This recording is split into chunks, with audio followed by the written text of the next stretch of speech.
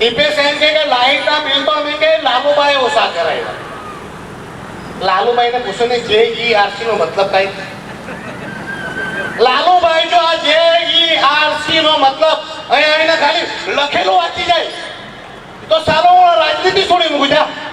શરમ નહીં લાગે? આ તો સારું થયું કે ભાઈ જનતાની સામે બધું લાઈવ કરું. તમે બધાને બોલાવો કે ભાઈ ઓલમાં આવજો.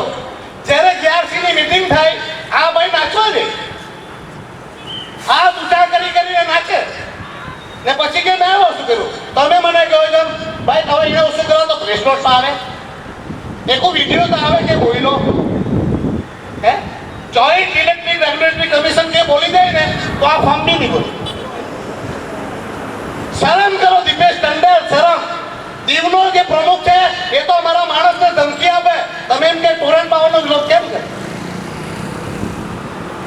અહીંયા એક સરપંચ એક જિલ્લા પંચાયત નગરપાલિકા વાળા મીટિંગમાં બોલવા નહીં આવે. લાઈટના બિલ તમે ઓછા કરાવ્યા હે?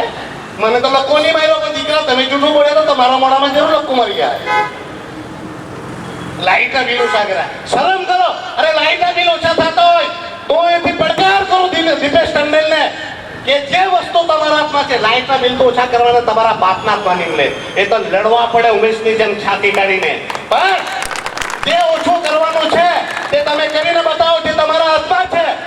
આ ઘર વિરાગી વધી ગયા એ તો નગરપાલિકાએ વધાર્યા. તો નગરપાલિકામાં તો તમારી સરકાર છે, તમારો પ્રમુખ છે દીપેશભાઈ, તમારા તો સરપંચના સભ્યથી લઈ ને રાષ્ટ્રપતિ સુધીના સરકાર છે. તો આ નગરપાલિકાના જે હાઉસ ટેક્સ વધાર્યા છે તે પાછા લેવો.